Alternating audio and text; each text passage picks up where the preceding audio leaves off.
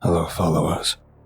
This story shares a universe with the story Morana Air, and is a companion piece of the tale I Work as a Taxi Driver.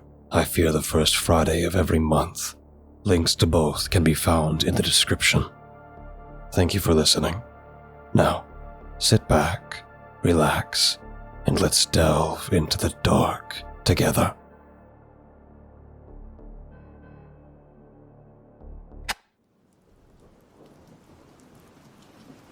It caught my eye the moment I got behind the desk.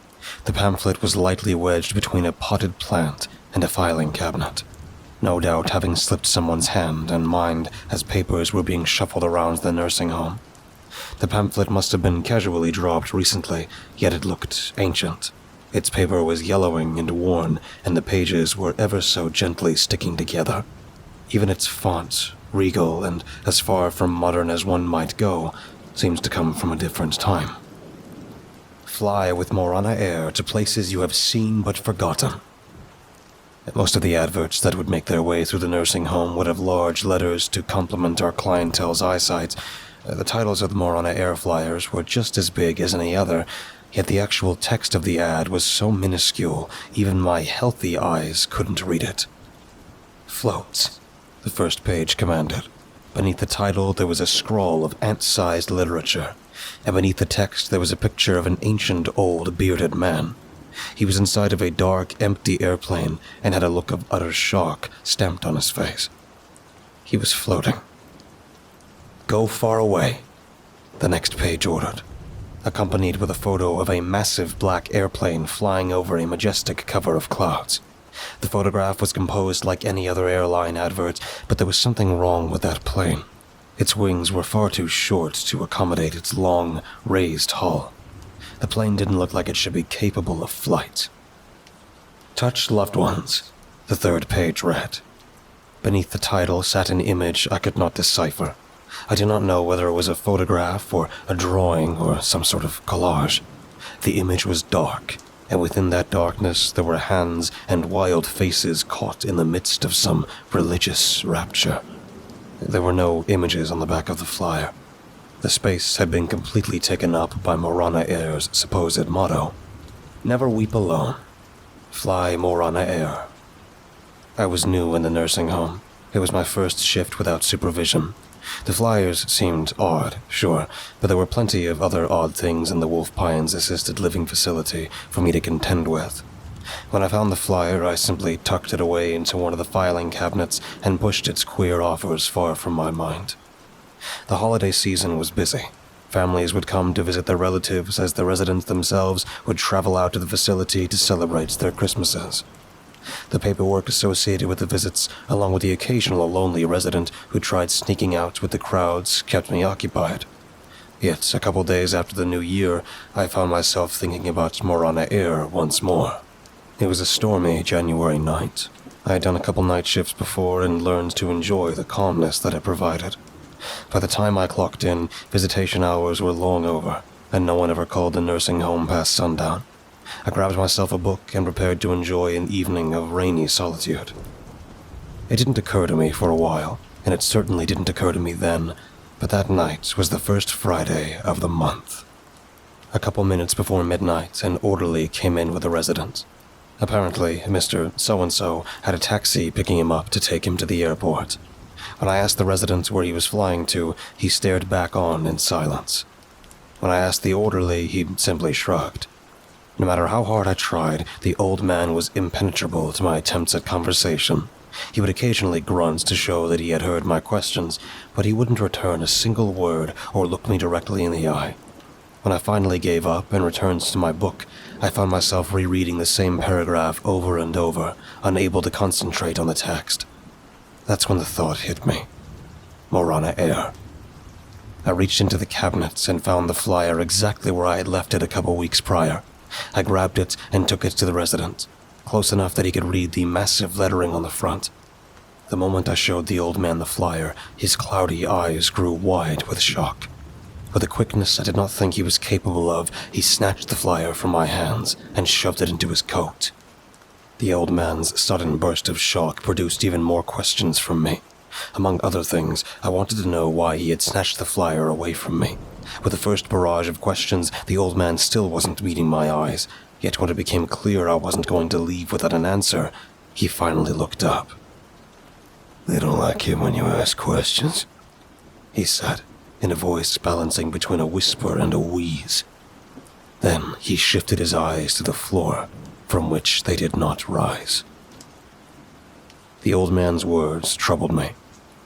After a couple more futile attempts at talking to him, I made my way back to the desk and called to make sure he was, indeed, meant to get on some midnight taxi. The orderly who had brought him picked up the phone and assured me that Mr. So-and-so's paperwork were all in order and that his caretakers and family had signed off on the trip. If I wanted more information, the orderly said, I should get it out of the old man myself. The phone call couldn't have taken more than a minute or two, but it was, to put it lightly, frustrating. The orderly had zero interest in the resident's mental state and wasn't the least bit concerned with the old man's strange behavior. Seeing that sort of attitude from someone who was meant to take care of vulnerable people made me angry, and through that anger, I lost focus. Again, it couldn't have been more than a minute or two, and I doubt I was distracted enough to not notice the squeaking sliding door open or close, but when the orderly finally hung up on me, I found the old man gone. The storm outside had picked up on a tropical degree, but in my panic I ran out into the frigid rain. Off by the gates of the nursing home, I could see taillights turning off onto the main road. The man had caught his taxi. His destination was a complete mystery to me, and the idea of dropping off a senile man at the airport filled me with disgust. But both his caretakers and his family had signed off on the trip. I tried to content myself with the idea that I was simply doing my job and returned to my book. I tried hard to focus, but I kept reading the same 3 pages over and over again.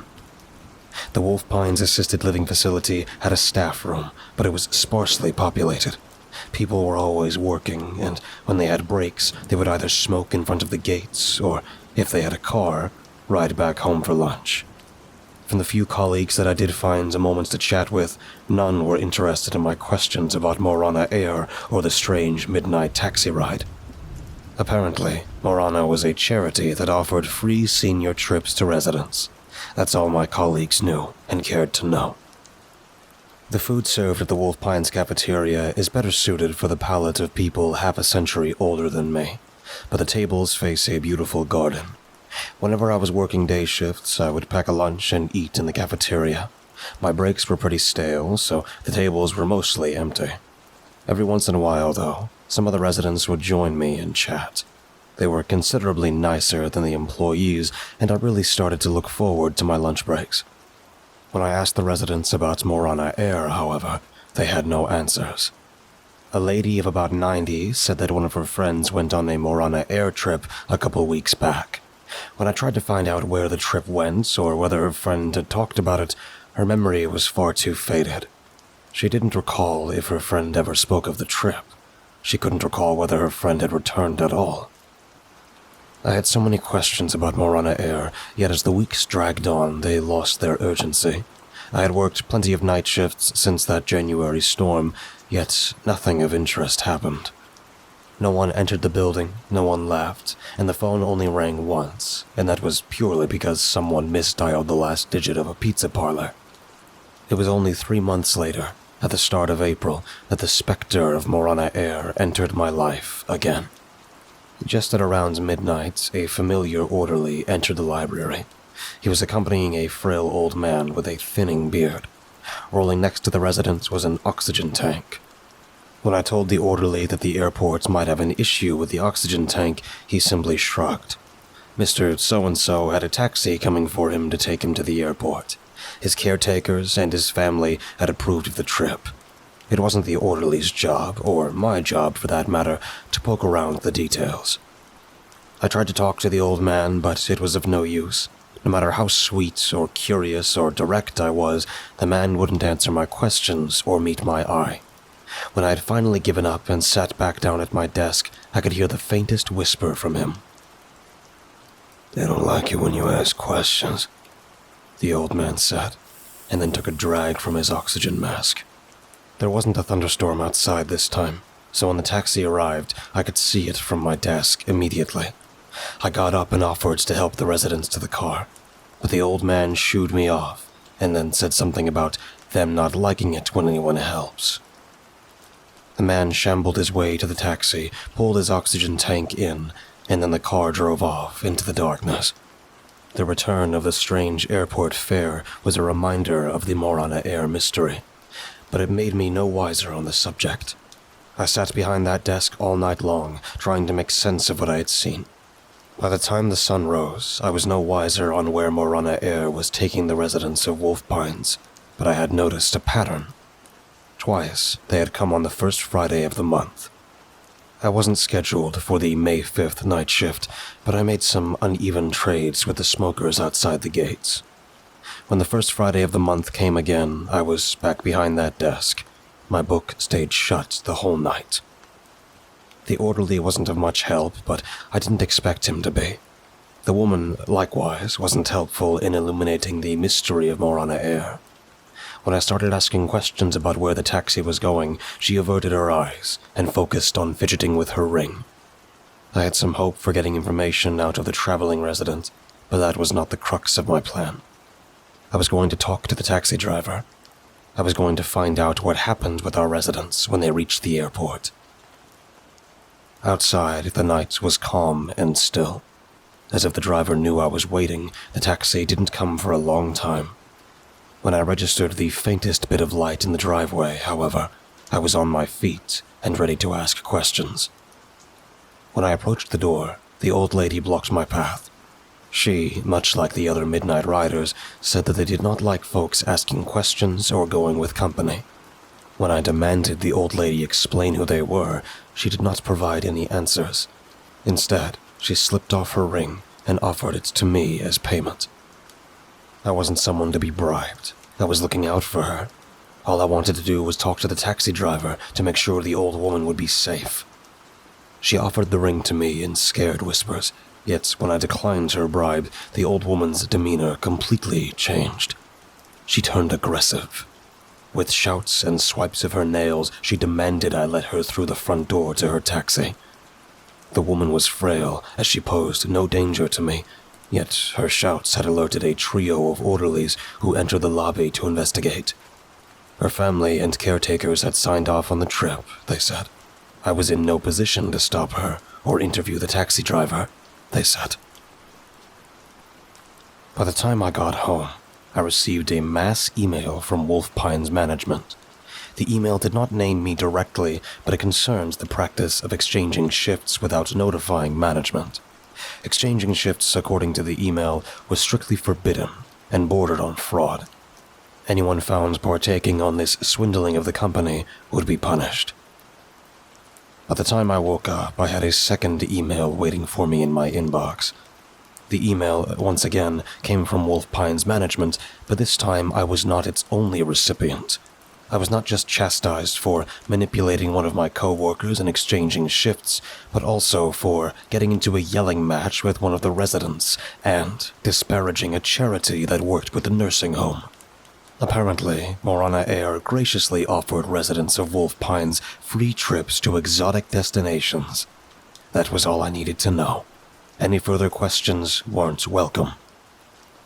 When I made my way to the afternoon shift, my spirits were low.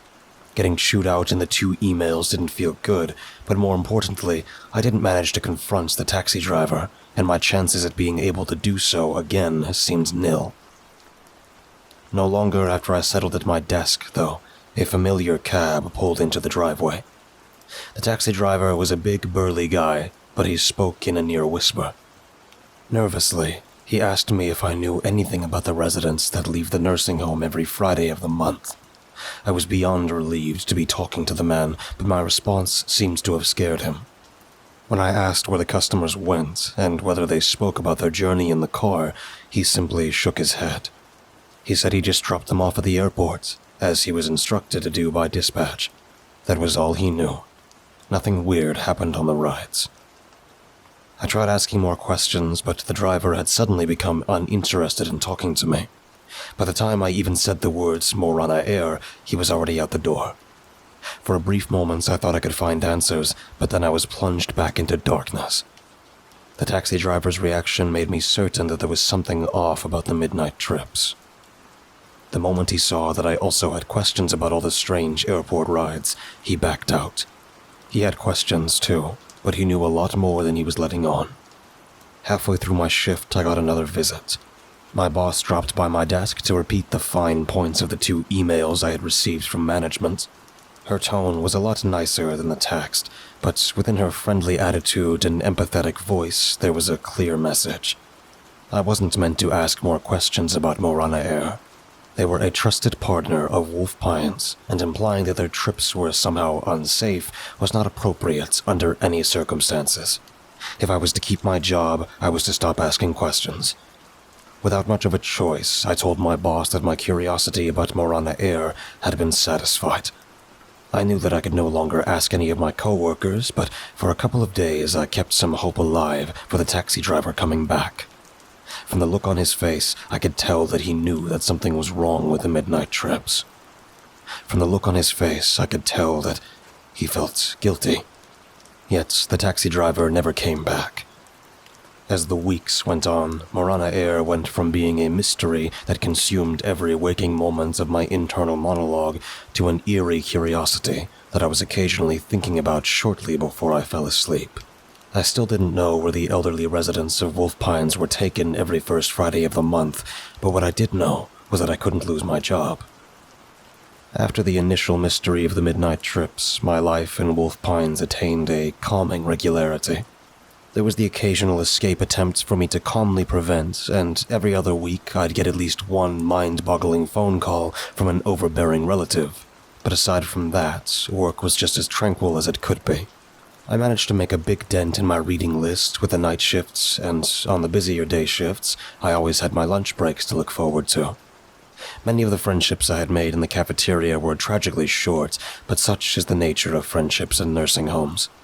Throughout the months, I said goodbye to a lot of the old folks who would sit with me during lunch, but one stayed a constant: Gabriella. Gabriella was a stout woman in her early 90s. Aside from the wrinkles on her face and the difficulty she had sitting down or getting up from her chair, you couldn't tell, though.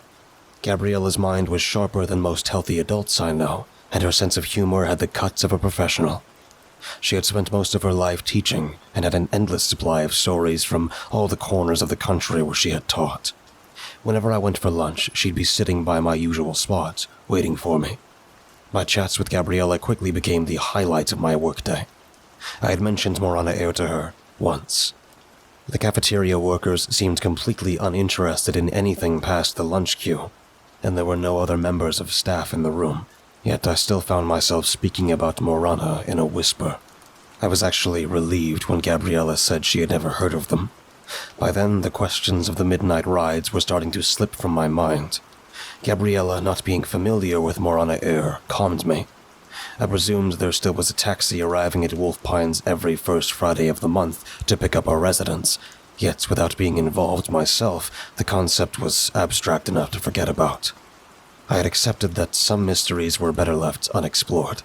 I almost forgot about Morana Air altogether, but last week I was given a horrid reminder. It was a day like any other. I got off my lunch break around 3, and Gabriella was already sitting at our usual table, waiting for me with her tray of easily chewable food. Something about her was different, though. That usual sharpness of mind that reflected in her eyes had dulled, or, more accurately, was flickering away. When I sat down, she spoke no differently than she usually did, but every couple of sentences her eyes would glaze over, and her articulation descended into the realm of a child. At first, I simply thought that something was wrong with her in a medical sense. It was tragic, yes, but the woman was not too far from being a century old. I thought I was simply watching someone's years catch up with them, but then, about halfway through my sandwich, Gabriella took out a familiar piece of paper. Fly with Morana Air to places you have seen but forgotten. She said a handsome young man in a suit had come to her room last night and told her all about Morana Air. She would go on a trip far, far away and meet everyone she had missed for so long. She would fly high up in the sky and float and laugh and feel young once more. She would fly with Morana Air and, best of all, the trip was completely free. When she spoke about the trip, her voice lost all trace of the Gabriella I knew. Even though she was 90, when Gabriella spoke about Morana Air, she took on the voice and look of a barely cognizant child. I tried asking questions. I tried asking about who the handsome young man was, or where she was flying to, or why she would trust a mysterious travel company that she never heard of before. To my questions, Gabriella simply shook her head. "They don't like it when you ask questions," she said. I had heard those words enough to not have any faith in getting past them. Instead of asking more questions, I asked Gabriella if I could borrow the pamphlet and give it back to her the following day. For a moment, her eyes attended that same sharpness I was accustomed to.